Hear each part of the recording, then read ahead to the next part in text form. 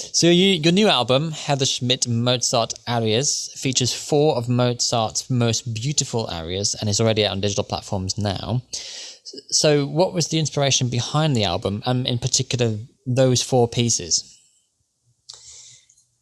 These were my favorites, and I was gonna go on and on and on forever, writing and singing and writing and singing, and I said I'm gonna just release these ones. And it also felt like the time. I just always go by intuition that, this is the time to let these out into the world, and whatever happens, happens. And, and I liked the light, fun quality of these ones. Una Donna is beautiful and lyrical, but, they don't take themselves too seriously, and they're, fun, which I thought was a good theme, overall theme. I was kind of hoping they'd connect to the whole brain functionality, like those 4 in particular, with sort of those sequence of songs might be the most optimum productivity, that kind of thing. Well, I did. You could just lie and go, yeah, that's the truth. Yeah, that's it. That's exactly it. Well, I did do that study. So we worked with the Neuroscience Media Group, and I put on an EEG machine to read my brain waves. And so I sang Bhati Bhati, and then I looked at what I was listening to Bhati Bhati, which is the first aria on the album, and then I was looking at specifically what my brain was doing. And we put this out on YouTube, but you can see the alpha waves, which is the highest waves, going like this, and then starting to slowly like get in line, I would say. And you can see a really obvious, it's very cool to see the obvious change. And it goes right as the song is going, and then by the end, all of them are pretty much aligned. It was amazing. Wow, to see that. So does that vary person to person? Because you've obviously got a love for classical, so your brain might naturally want to sort of align to that. But if you try it with different people, do they have the same response? Do you know? They say it's cultural. So, for example, if you grew up in India and you listened only to raga and classical raga, it's different. It's an entirely different tonal structure. So that could have the same positive effects. But, Western researchers study Western music for the most part. But they do say that it is culturally driven. Yes. Okay. Fascinating stuff, that. It really is. So on the album then, which orchestra did you work with to provide the music? Well, I used the tracks of full orchestras. So the orchestras had played together, and then I added my vocal to it. Because the global pandemic, we couldn't play together, and even orchestras weren't playing at all at that time. So this was a workaround. Mm-hmm. Yeah. Is opera as technically difficult as it sounds, or is that just simply it is? Basically, yes. Yes. How much time was spent in the recording studio? Too much time. Days, weeks. That's the kind of thing. That's what it drew me to it in the beginning, because it's like, you can just dig so deep and never have it the way you want it. And you dig even deeper, and it's like you have a little piece that's the way you want it. And then there's so much to it. There's the vocal quality, that's the tone quality. There's the interpretation of the music. It's the lyrics. It's, the relationship to the orchestra and following the line of this motif. And it goes very deep. And you have to, at some point, just say, this is what I am sending into the world. And, it's an interpretation. Yeah, exactly. I always feel like with opera, it's quite hard to record the voice because the tones are so high. You have to kind of either stand back from the mic or it's a lot of technical.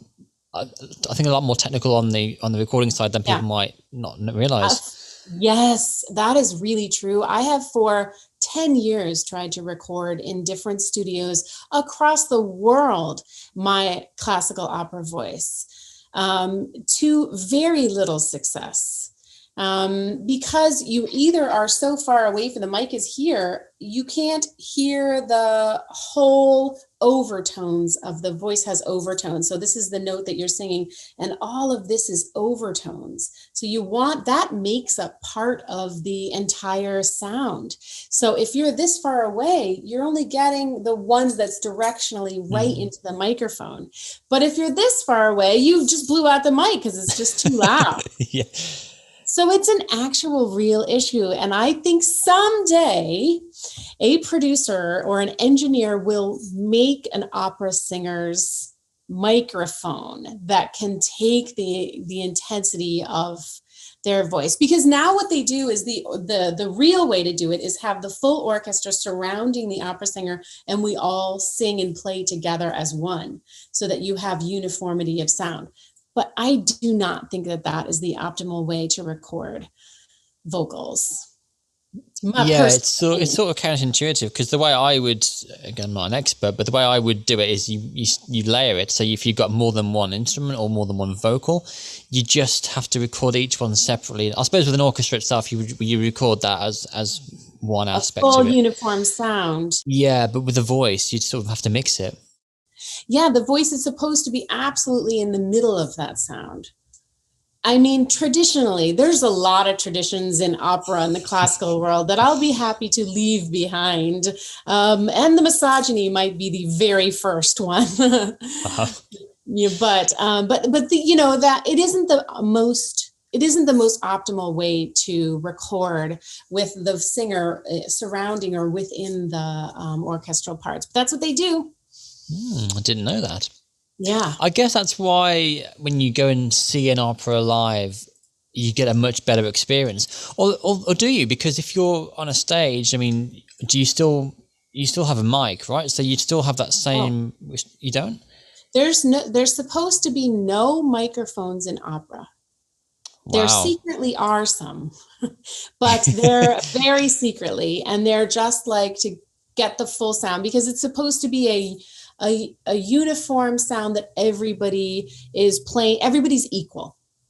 Everybody's equal. The cello player, the violin, the timpani, and the vocal are all equal members. So in that regard, then, is there sort of like an optimum sort of space in which to perform opera? Like, is obviously the larger the venue, the more your voice travels. Maybe it doesn't hit the back of the room as you'd hoped, or perhaps the shape of the room might alter acoustics. Yes. Well, there is a whole subcategory of people who get a lot of money to design the perfect acoustics for an opera hall, a classical concert arena, because it is like this bounces off this. It's very acoustical science. Wow. It's an acoustical science. There's a lot that goes into it. A lot of engineering, really, isn't there?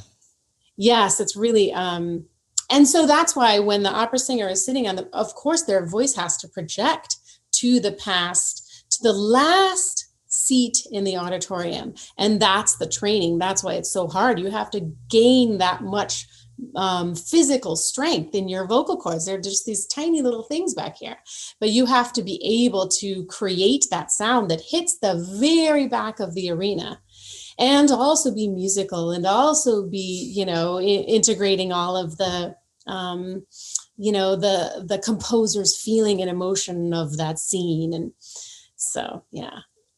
In a way, it sort of reminds me of acting in a way. You've got to, obviously, like you say, with the lyrics and the conductor, you've got to be able to perform and tell the story.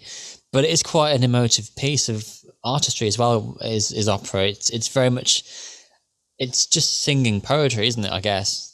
Yes, and it's not even your language. So if it's Italian, you have to be able to really understand. Good point. Yeah, good point. Is that tricky as well? Do you learn just enough to sing the songs, or can you speak Italian as well?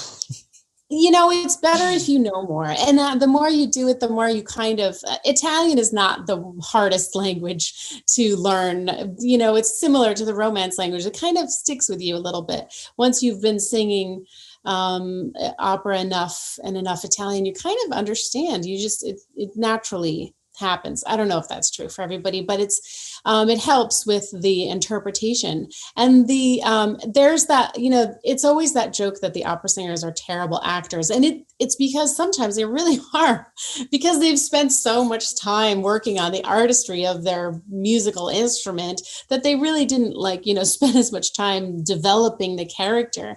Nowadays, I feel like it's different. There are some amazing actors and storytellers and emotive beings that happen to have amazing voices. So, it's a hard balance to get.